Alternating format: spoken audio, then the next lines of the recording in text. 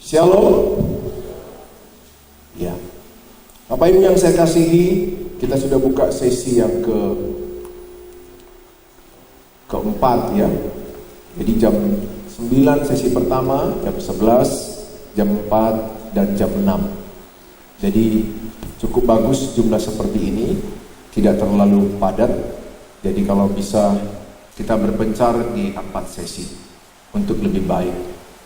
Memang sangat disarankan memakai masker walaupun tidak nyaman, tidak enak.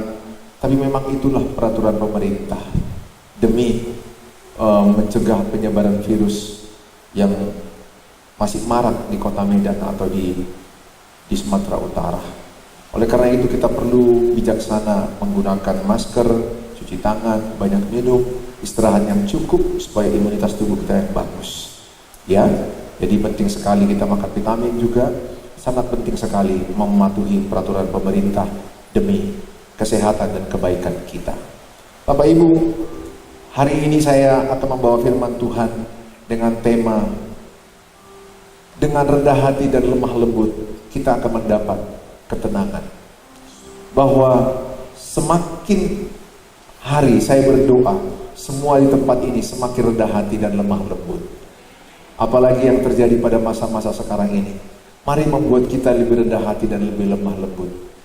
Disinilah karakter kita banyak berubah, banyak dibentuk, yaitu membuat kita makin rendah hati dan lemah lembut. Kalau kita rendah hati dan lemah lembut, kita akan menjadi orang yang mendapat ketenangan. Bagaimana caranya kita menjadi pribadi yang rendah hati dan lemah lembut? Mari sama-sama kita akan belajar dari Matius 11 ayat yang ke-29 sampai ayat yang ke-30 saya bacakan. Sama-sama kita baca ayat 29 sampai 30. Matius 11 ayat 29 sampai 30. 1, 2, ya. Pikullah kuk yang kupasang dan belajarlah kepadaku, karena aku lemah lembut dan rendah hati, dan jiwamu akan mendapat ketenangan. Sebab kuk yang kupasang itu enak dan bebanku pun ringan. Saudara, apakah saudara adalah yang mau menjadi pribadi rendah hati dan lemah lembut? Berapa banyak yang mau serupa dengan Yesus, menjadi pribadi rendah hati dan lemah lembut? Puji Tuhan. Inilah waktu yang terbaik membuang semua kesombongan kita. Karena Tuhan masih berikan kita waktu, kesempatan masih hidup. Bahkan kalau ada di waktu ini kita bermusuhan, tidak enakan dengan orang, kitalah yang duluan menegur, kita yang duluan menyapa shalom, atau kita yang duluan berkata maafkan saya. Berdamai itu adalah indah di mata Tuhan. Saya sangat merindukan semua kita belajar dari Yesus. Dikatakan ayat 29, pikullah kuk yang kupasang dan belajarlah padaku. Bahkan dikatakan pada ayat 30 itu, sebab kuk yang kupasang itu enak dan bebanku pun ringan. Saya akan terangkan sedikit tentang kuk. Apa itu kuk? Kuk itu kalau kita lihat kerbau dalam membajak sawah, ada beban. Ada 2 kerbau membajak sawah, kemudian ada beban di atas punggungnya, kemudian menarik. Ada beban. Jadi kuk itu bagus, menjadi kekuatan untuk kita bisa menarik satu beban. Kuk itu bagus untuk kita menarik satu massa yang bisa kita tarik. Kuk itu adalah berbicara masalah perintah Tuhan. Pikullah kuk yang kupasang dan belajarlah padaku. Pikullah perintah Tuhan, hiduplah dalam perintah Tuhan, itu maksudnya. Dan belajarlah pada Tuhan. Sebab dikatakan perintah Tuhan itu ayat 30 adalah, sebab perintah Tuhan itu adalah enak. Katakan perintah Tuhan itu enak. Katakan perintah Tuhan itu menyegarkan saya. Perintah Tuhan itu membuat kita menjadi orang yang enak, yang segar, yang tenang, yang kuat. Perintah Tuhan itulah yang penting kita pegang di masa-masa sulit saat ini. Hidup dalam perintah Tuhan. Salah satu perintah Tuhan apa? Percaya kepada Tuhan Yesus sebagai Tuhan dan Juru Selamat, sebagai Tuhan yang menyertai kita. Satu-satunya yang membuat kita tenang pada masa-masa sulit ini adalah kita yakin ada penyertaan Tuhan menyertai kita pada saat-saat ini. Amin.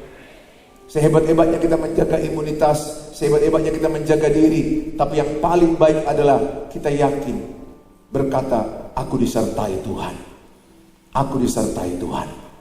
Perintah yang kedua itu adalah mengasihi sesama, berdamai dengan semua orang, kasihi seorang seperti engkau mengasihi dirimu sendiri. Jadi saudara, kalau kita lihat setiap orang punya beban, ada kuk dalam diri mereka, ada beban. Sekarang pertanyaan, beban yang ada dalam pikiran saudara ini, beban yang dari dunia atau beban yang dari Tuhan? Kalau beban yang dari Tuhan, tadi katanya enak atau sakit? Enak, betul? Kalau beban yang dari dunia, enak atau sakit? Sakit. Keadaan yang kita alami saat ini, enak atau sakit? Sakit. Saya nangis tadi penyembahan, karena rasanya mau buka masker juga gitu, karena terasa, tapi tetap saya pakai protokol kesehatan untuk tetap menjaga kesehatan. Karena bayangkan zaman sekarang ini kita pakai masker, saya nggak tahu sampai kapan ini pakai masker. Kalau aku suruh senyum kiri kanan, coba senyum, apa yang dilihat? Coba senyum dulu kiri kanan. Apa yang saudara lihat dari senyumnya?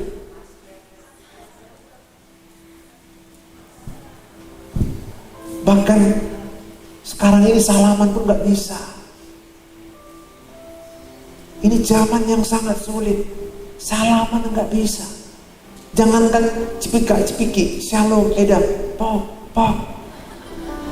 Mimpi namanya. Bahkan saudara, satu hari cuci tangan lebih dari 10 kali, betul? Sekarang orang jumpa orang takut atau senang? Ini zaman yang lucu, sekaligus ngeri. Kalau kita lihat dari situasi, orang jumpa orang, dulu kita jumpa harimau takut, betul? Kita jumpa singa takut, sekarang jumpa orang. Apalagi orang itu bilang, shalom. Saudara lumpuh.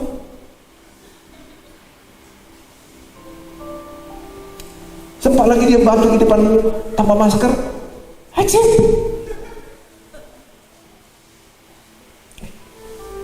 Ini gak bersih ya, ini hanya contoh aja.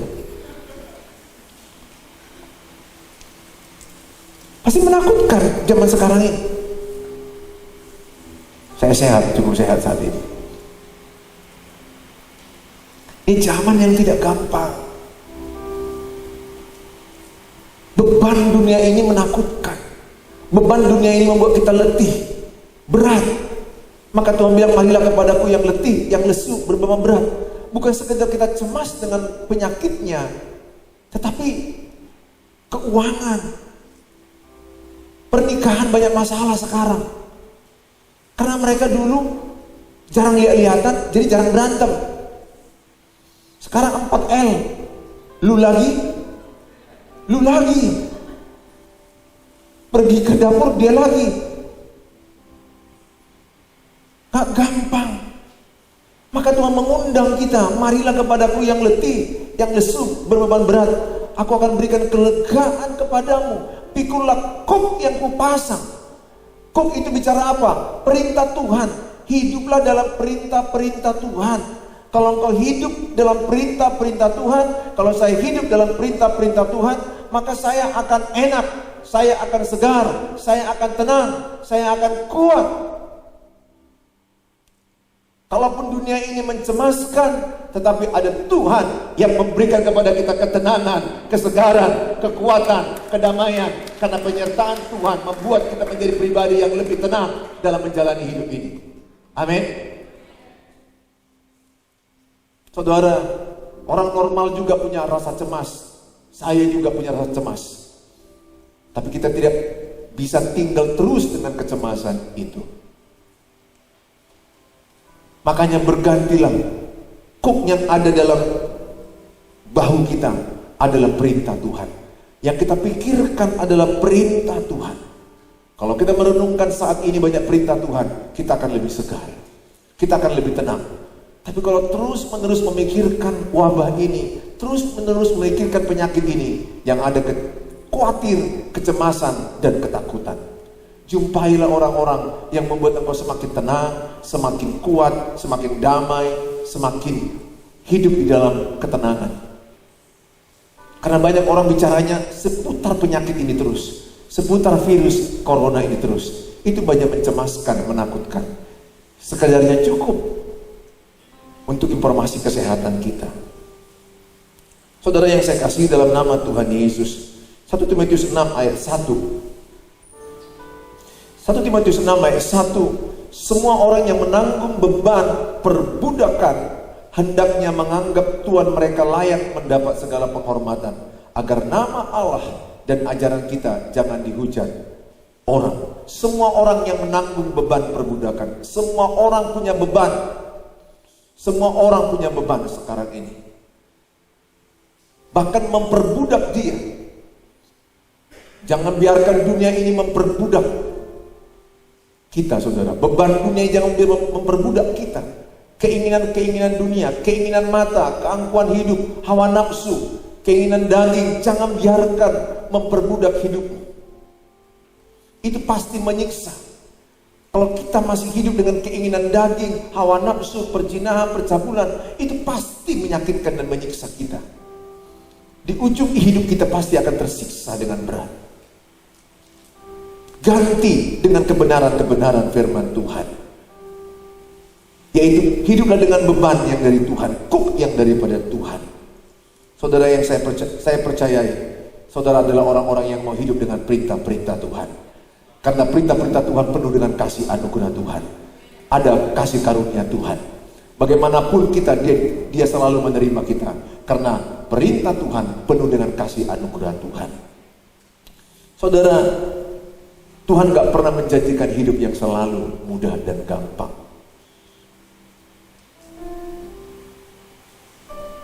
Saya tahu kalau saya melihat dari wajah-wajah kita, walaupun tidak nampak bibirnya, tapi saya bisa merasakan hidupmu dan hidup saya pun tidak dalam keadaan gampang saat ini.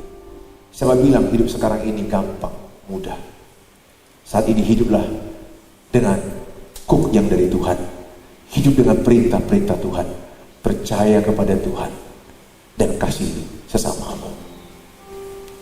Mari kita bernyanyi sama-sama.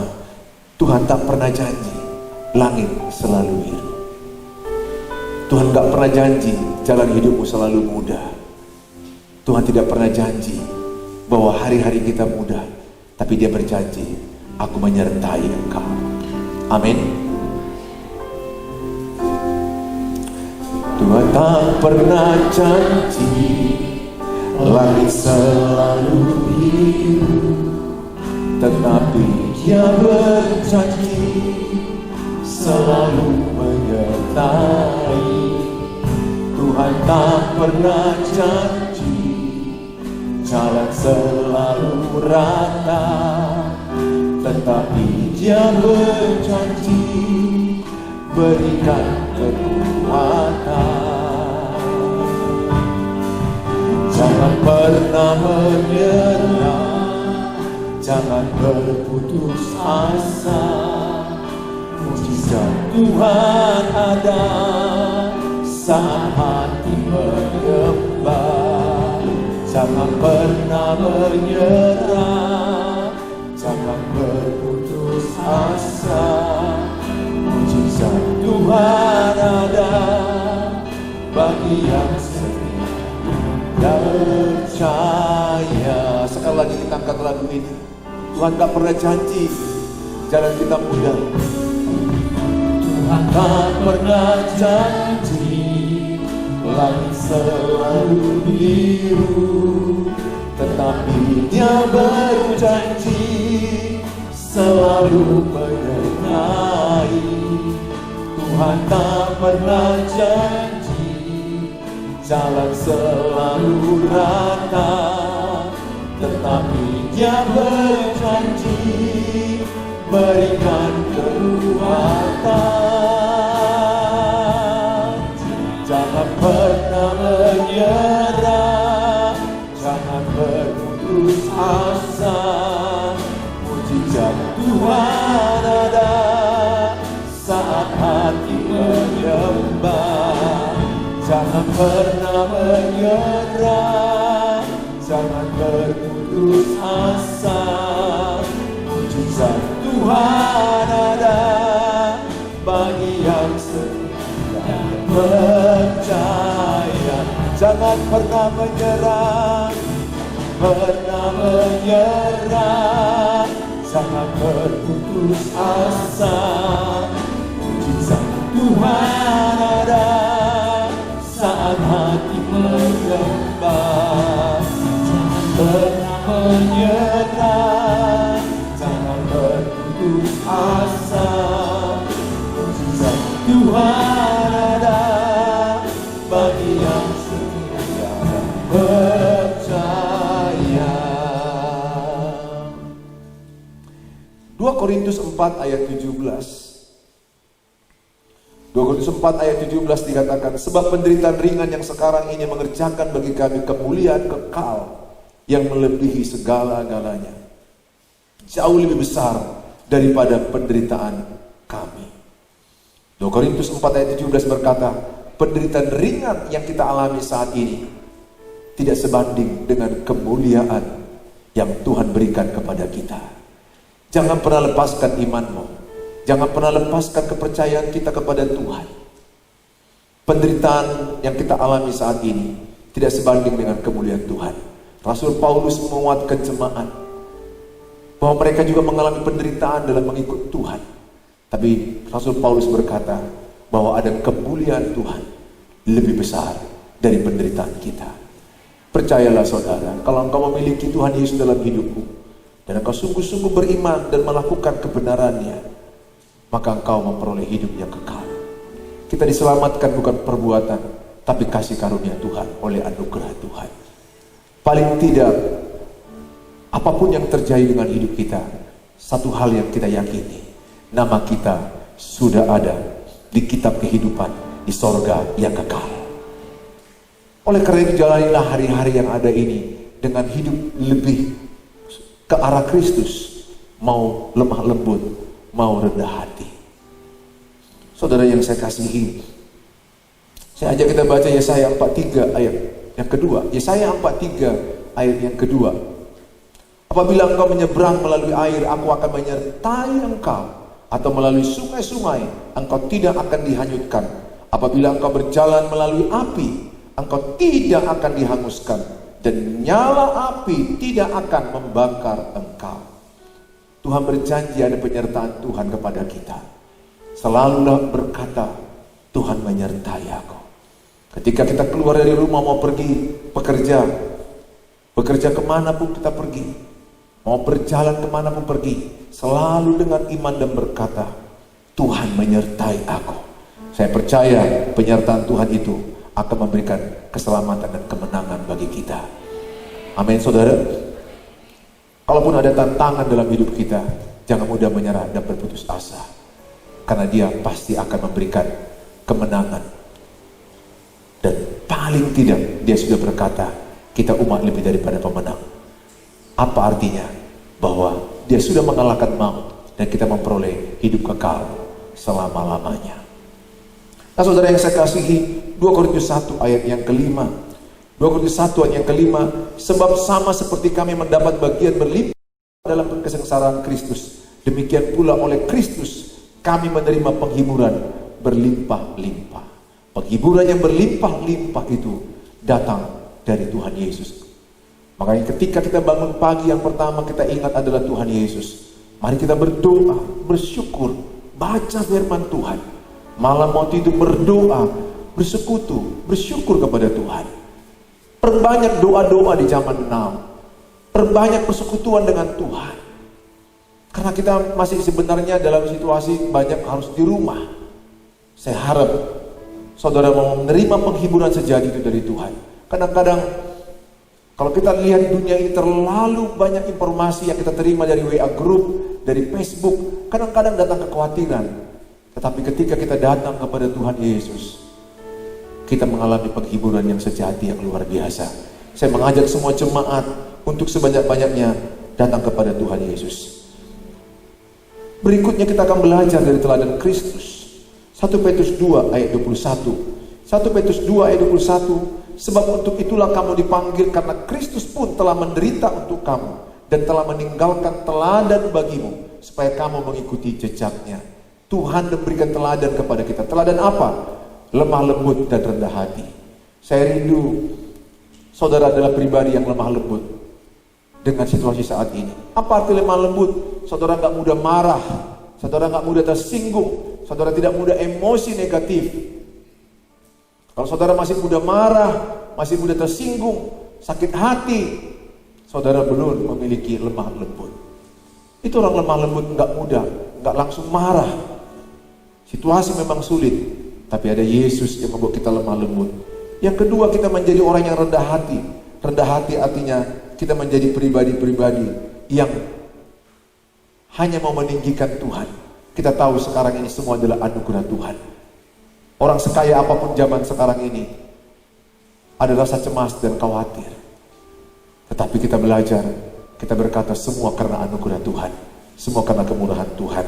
Dalam Mazmur 25 ayat 9 dikatakan, Mazmur 25 ayat 9. Dalam kitab Mazmur 25 ayat 9 jelas dikatakan adalah orang yang rendah hati itu adalah orang yang dibimbing Tuhan. Sama-sama kita baca 1-2 ya. Ia membimbing orang-orang yang rendah hati menurut hukum, dan ia mengajarkan jalannya kepada orang-orang yang rendah hati. Mari kita menjadi pribadi yang rendah hati. Kalau kita rendah hati, Tuhan akan membimbing kita. Selalulah belajar rendah hati. Ketika disalahkan, ketika digosip, difitnah, jangan balas dengan kejahatan. Balaslah kejahatan dengan kebaikan. Orang yang rendah hati akan dibimbing oleh Tuhan. Saya berdoa semua di ruangan ini adalah pribadi yang mau rendah hati dan mau lemah lembut. Karena orang yang rendah hati akan dibimbing oleh Tuhan. Mari kita bangkit. Mari kita sama-sama terima perjamuan kudus. Tetap